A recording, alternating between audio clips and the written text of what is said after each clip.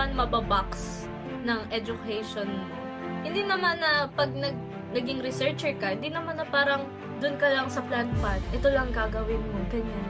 Dapat maalis na yung outdated perception na kapag mag-agriculture ka, parang mahirap siyang trabaho because Hello, welcome to another episode. Here it's Proud of Philippines under the series Wise and Zoom. We've been absent for so long last year, and now we are starting off 2026 with a special guest who is our secretary, of Proud of Philippines. Let us all welcome Edre. Hi! Hi, Arpins! Nice Ayan. to see you again. Wow, yeah. And grabe no, like para what a year 2025 has been. Para ang daming nangyari. So ayun, nakakatuwa yung mga ganaps nyong lahat actually sa 2025. And ayun, to start off this episode, can you share a bit about yourself? Ayan, kung ano yung background mo, ano yung ginagawa mo sa life. Sige, we can do bago ka pumunta sa field ng agriculture. Then, now. Actually, gusto ko mag-geology sa UPD. Like, a lot of my friends, yun talaga yung pinipili. So, my first choice is actually UPD. So, di ko na maalala yung 4 choices, pero yung it has always been UPD talaga. So, yung UPLB, of course, second choice ko siya. Yung pagpili ko ng mga majors, sobrang mabilis lang kasi sobrang taas ng confidence ko na makapasok ako sa UPD. So, okay, pumili ako ng choices ng mga degree. Pagdating ng result, yung lumabas, UPLB ako nakapasa. Tapos nakita ko, yung first choice, yung nakapasa ako sa agricultural biotechnology. Like, parang hindi ko naalalang pinili ko to. Yung naalala ko lang, napili ko ay biotech. Kasi nung before, as a STEM kasi kami nung high school, gusto ko talaga gumawa ng X-Men. Kaya gustong-gusto ko talaga ng biotechnology. So, sabi, may plano akong gumawa ng X-Men actually nung bata. Kaya pinili ko yung biotechnology. Yun nga, agricultural biotechnology yung napili ko. So, since andun pa din naman yung favorite subject ko nung high school, which is biotech. Sabi ko, G na yan. Sige, let's see kung saan to saan to papunta. And parang ang dami ding mga older batches na nag-encourage na, it's parang relatively new course, pero it's parang promising siya and it's very interesting daw. So, kay G. Yeah. So, noong naman nakapasok ka na sa UPLB, ano yung mga first impressions mo? Let's say, for example, first year, first sem. Take us back to that time na nandun ka sa first year, first sem mo. Tapos ano yung mga kinukuha mong subjects no? Na hala, meron bang mga moments na parang, hala, meron palang ganito sa biotech or what? Something like that. First year, first sem, kasi yung biotech nun ay very, parang basic course talaga siya. So, parang more on refresher lang din. Kasi nga, may biotech na ako nung high school. So, nung first year, mahirap siya. Pero, like all freshmen siguro, nahihirapan talaga sa UP. And it helps na meron kang super classmates. Yeah, actually. Oo. Totoo. Actually, yung first sem, hindi siya mahirap sa paghanap ng subject kasi given na. Yung mahirap yung susunod. Yun yung pabilisan na yung pag-enroll sa sais pa nun. So Mm-mm. yun yung mga nasasarhan ka ng mga units, Yeah. ganyan. Animal science. Shout out sa mga grupo ko. Magdedress ng manok. Yung mga kagrupo ko, mga animal lover. Animal lover naman din ako. So, ayaw nila maggilit ng manok. So, sige ako na. Kasi ayoko yung matagal talaga. Kasi nape-pressure ako. Oo. Diyan na yung teacher ko.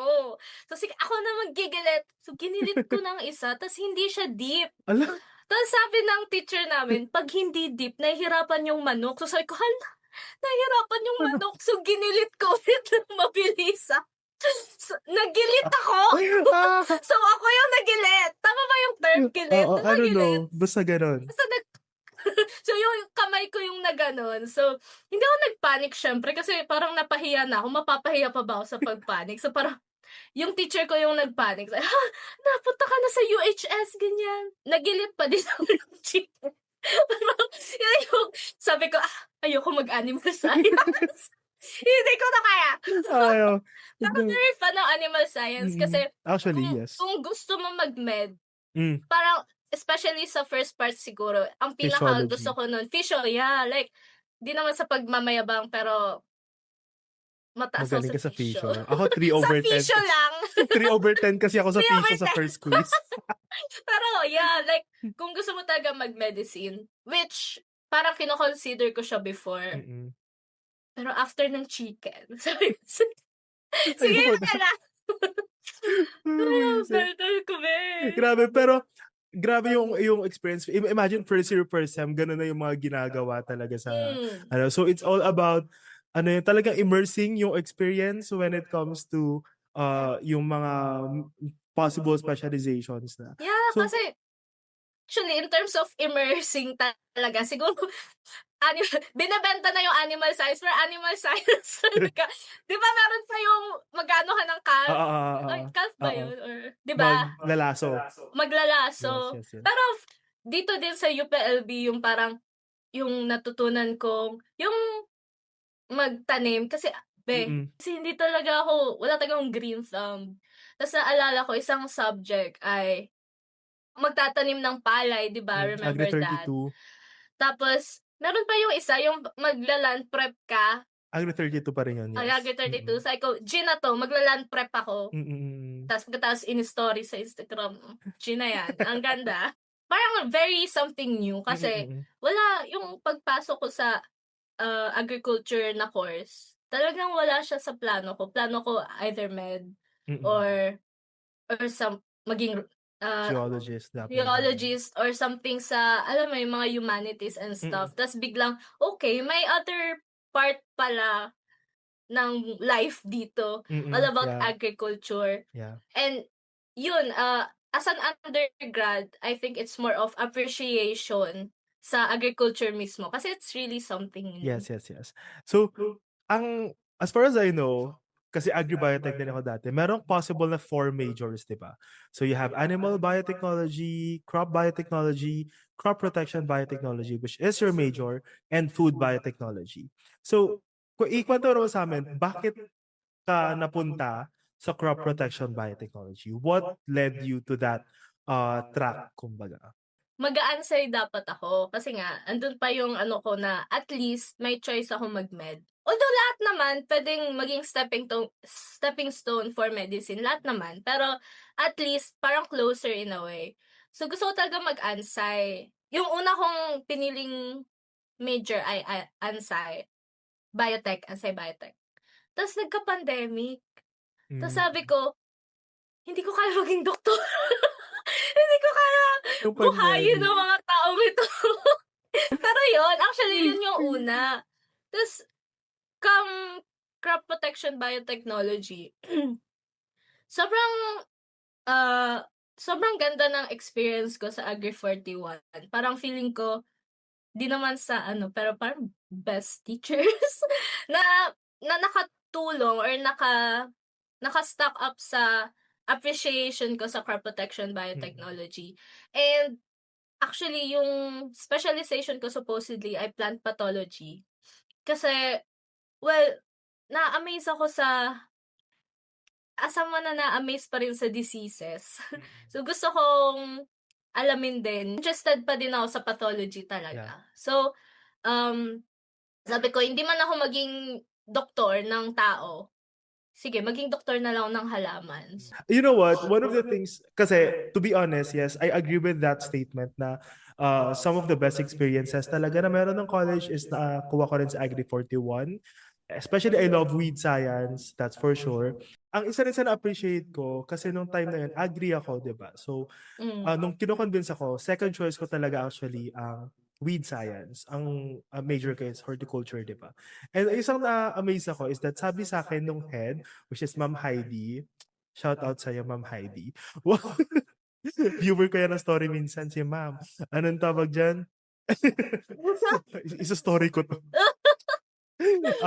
Sabi niya sa akin, like, pwede namang ayusin yung curriculum based sa interest ko talaga. Eh, during that time, ang sabi ko kasi gusto ko mag-breeding. So, Hmm. parang noong time na kino-convince niya ako, nung nagkaroon ng parang pa-fiesta sa iWeb dati, 'di ba, yung merong catering ganyan. Hmm, Dun mm. ako like medyo na-convince, oo nga 'no, what if mag-ano ako weed science tapos, kumuha na lang ng courses ng plant breeding. So, meron bang gano'ng nangyari sa'yo? How did the institution like helped you when it comes to crafting your courses, your track, the knowledge that you have gained from the institute, parang gano'n? I think, yung adviser ko nun, she helped me na talaga meron akong liberty to choose what I want.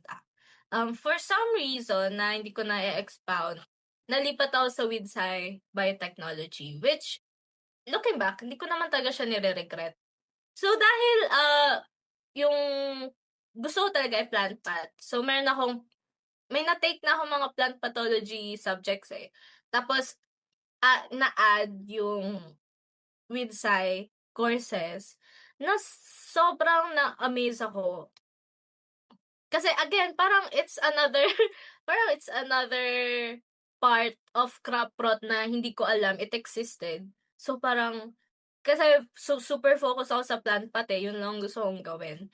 So, nung thesis part na, parang andun na yung paano mo i-apply yung mga natutunan mo sa weed science, sa plant pathology, ganyan, at biotechnology. In agriculture kasi, marami kasing field and you can really study and have access to learning dun sa mga fields na yon. Tama, 'di Yeah, ba? yeah, yeah. So, wala, nakakatuwa lang din to see the journey. And now, take us to your professional story. Kasi I feel like if undergrad is something na in-enjoy mo, I Mm, feel like yung working journey mo, it's something din na marami ka pang mas natutunan. So take us yeah. to that journey of yours nung working. You can mention the institution or not, bahala ka na sa buhay. Yeah. Buhay mo yan. To add lang dun sa sinabi mo na yung agriculture talagang ang dami niyang parts. Yun naman yung na-appreciate ko kasi in real life, if you're going to pursue research, talagang, magagamit mo lahat ng natutunan mo like sa plant pathology, sa weed science, talagang application na siya. So, after pandemic dun ako nag-start mag-work. Nag-work ako sa UPLB din mismo under rice breeding. So, Arvin, wala akong alam sa breeding. But I'm really thankful dun sa group of people na hindi ko Yeah. na sasabihin. I'm really thankful sa group of people, sa advisor ko, sa mga superiors ko, who were really, generous with their learnings. Like, I've learned a lot. Yung thesis ko ay online. So, sabi ko, para akong nagti-thesis ngayon. Yun yung feeling na parang first-hand Talaga. experience Yeah. kung paano taga maging researcher sa field ng agriculture. It wasn't easy, pero kung tatanungin mo ako ng mga natutunan ko nung undergrad, wala rin naman ako masasabi na mga panahong yun. So, parang I'm learning and relearning stuff Yeah. dun sa first work ko, and well, since breeding siya, actually, talagang na-weigh in ko na, okay, masaya naman pala ang breeding. What if mag-graduate studies ako ng breeding, ganyan. So, it was fun.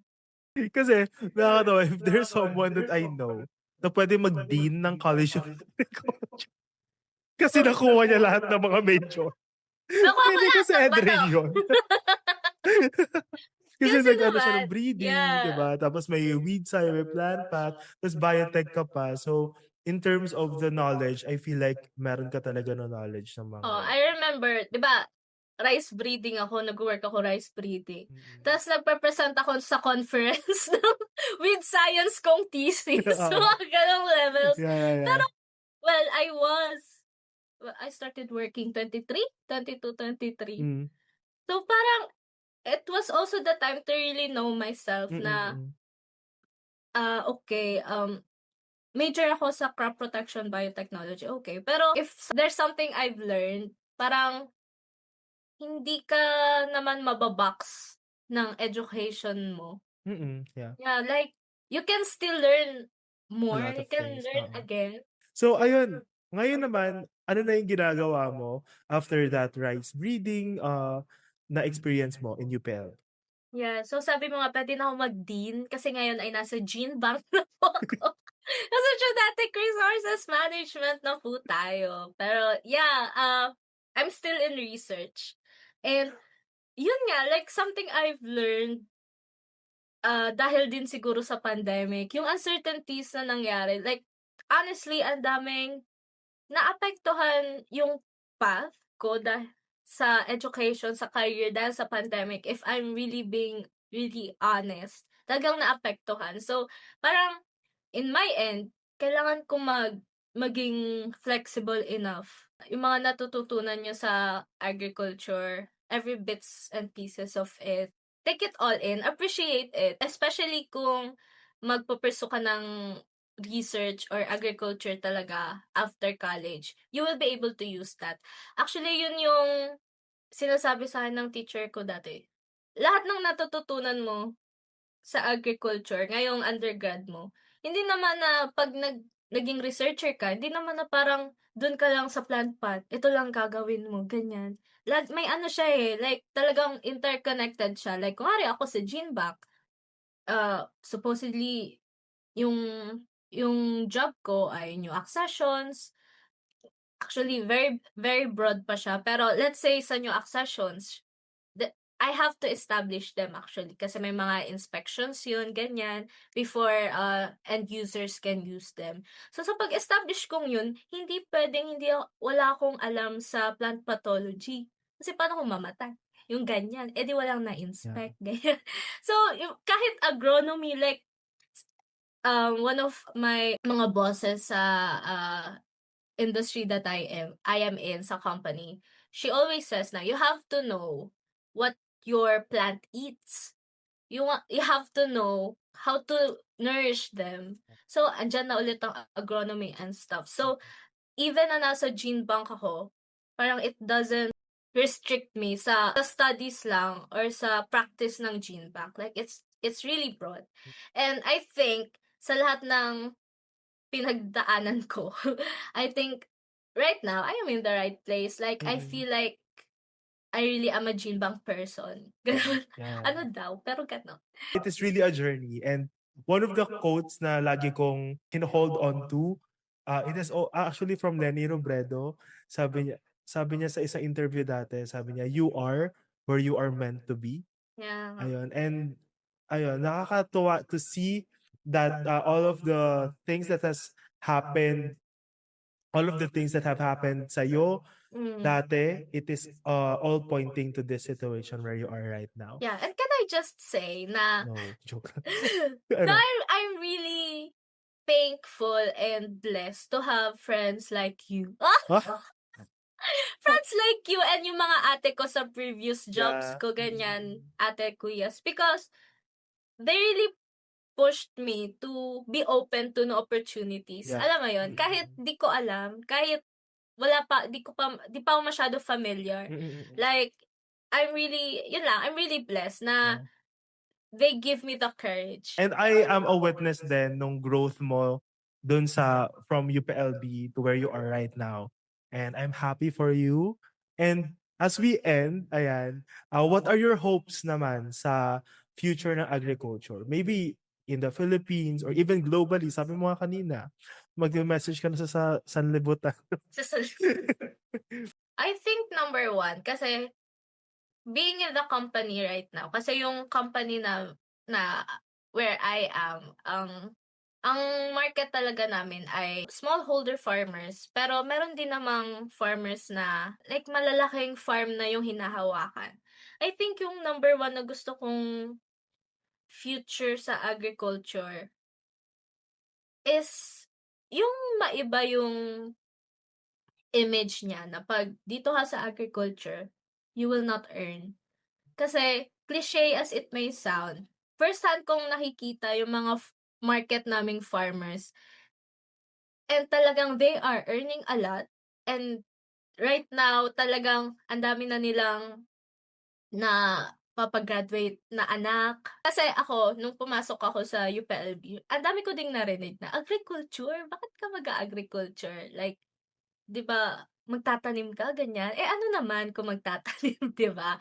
Like, dapat maalis na yung outdated perception na kapag mag-agriculture ka parang pang pa pangmahirap siyang trabaho because it's not. If you apply what you learn, you consult the right people, and kung it's really your passion, like, I don't see why it should fail or why it should not give you what you need.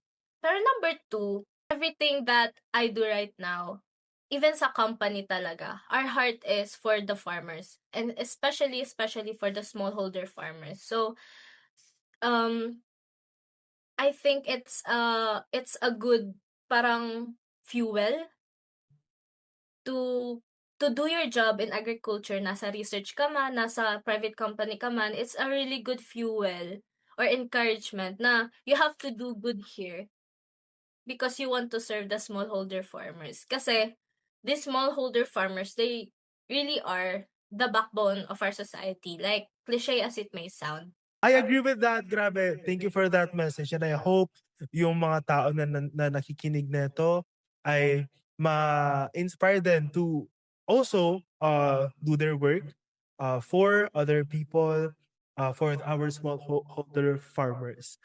And as we end, if there is one thing that you want the listener to remember from our talk, from our episode today, what is that one thing na pwede nilang paunin? Graham po. If I'm going to summarize everything, I think yung gusto kong baunin ng mga listener is to never be afraid to go out of your comfort zone. Kasi, alam ko, I've been there and honestly, I'm still there.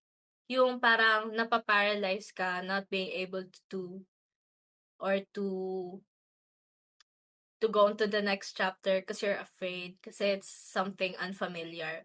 Pero looking back, I'm really, really glad that I've made those decisions because I've seen my growth.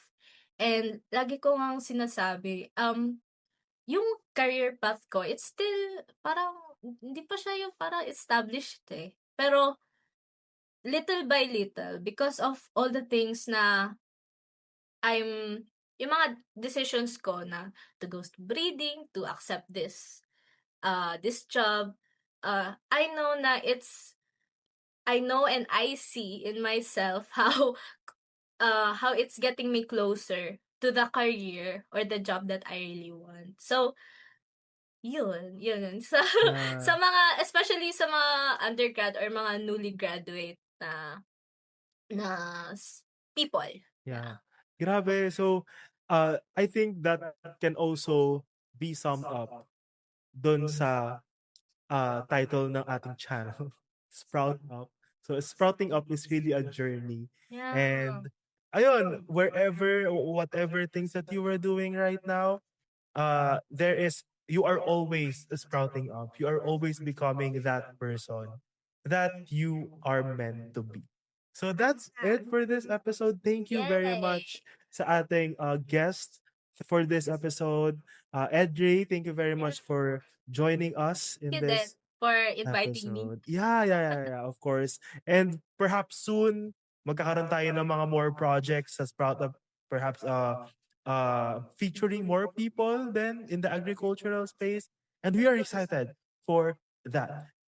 To the person listening dito sa video na to, always know that kung nasan ka man ngayon, uh, agriculture is everywhere. Ayan, sa food na kinakain natin, etc. Even sa clothes natin, agriculture, all of those things uh, are from agriculture. Yeah. And I hope that you'll have the heart to take this challenge with us. Ayan. So thank you very much for listening. Thank you for allotting the time to be here. And yeah, see you in the next episode. Bye.